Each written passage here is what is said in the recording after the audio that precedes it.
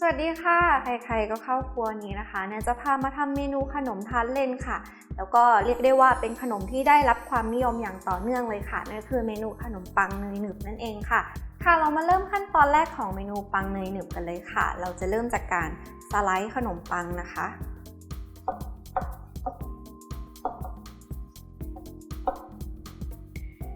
ตอนนี้นะคะนันก็สไลด์แล้วก็หั่นครึ่งขนมปังเสร็จเรียบร้อยแล้วนะคะขั้นตอนต่อมาเราก็จะเอาขนมปังที่เราสไลด์เสร็จแล้วเนี่ยมาวางบนถาดค่ะเพื่อที่เราจะเอาไปเข้าเตาอบนะคะเพื่อให้เขาเนี่ยแห้งเวลาเราเอาไปทาหน้าเนี่ยมันจะได้ทาได้ง่ายขึ้นนะคะ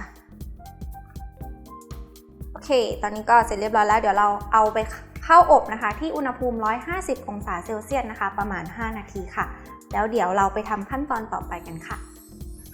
ในระหว่างที่เรารอขนมปังอบอยู่นะคะเราก็มาทำในส่วนของเนยหนึบนะคะที่จะเอาไปปาดหน้านะคะเราจะตีเนยกับน้ำตาลไอซิ่งนะคะแล้วก็น้ำตาลทรายขาวค่ะตัวน้ำตาลนะคะก็จะช่วยให้หน้าหนึบนะคะเป็นตัวช่วยสำคัญเลยแล้วก็ตีให้ขึ้นฟูเลยค่ะ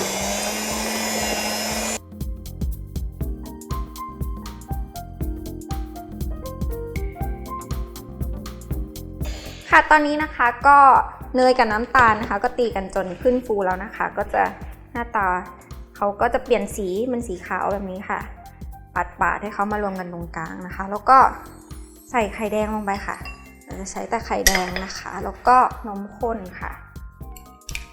นมข้นหวานแล้วก็ตีให้เข้ากันอีกครั้งค่ะ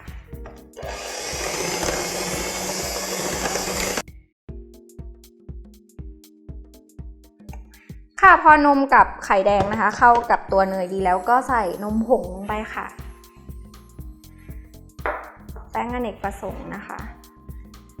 ตัวนมผงนะคะจะใช้เป็นนมผงที่ใช้ทำเบเกอรี่หรือว่าเป็นนมผงที่ใช้ชงสำหรับเด็กก็ได้นะคะก็จะหอมกว่าหน่อยก็ตีให้เข้ากันเลยค่ะ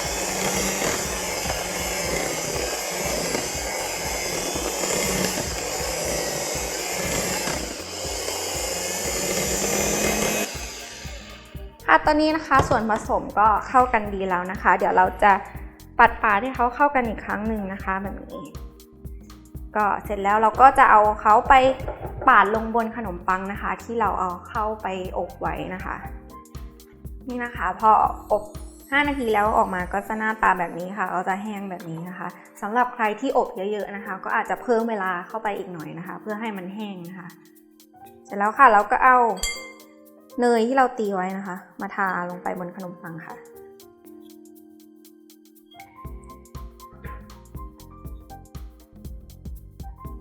พอทาเสร็จแล้วนะคะเราก็จะเอาเข้าอบอีกครั้งนะคะที่อุณหภูมิ150องศาเท่าเดิมค่ะแต่ใช้เวลาประมาณ15นาทีนะคะหรือแล้วแต่เตาค่ะก็ค่อยๆดูเขาไปเรื่อยๆนะคะเอาแค่ตัวเนยเนี่ยเคลือบไปกับขนมปังแล้วก็ละลายดีนะคะเดี๋ยวเราเข้าไปอบแล้วมาดูกันค่ะเสร็จเรียบร้อยแล้วค่ะสำหรับเมนูปังเนยหนึบนะคะจะทำทานเล่นๆที่บ้านนะคะหรือว่าจะทำเป็นของฝากก็ดีเช่นกันค่ะสำหรับสูตรและวิธีการทำนะคะสามารถไปติดตามชมได้ทาง foodtravel.tv ค่ะสำหรับวันนี้นันไปก่อนสวัสดีค่ะ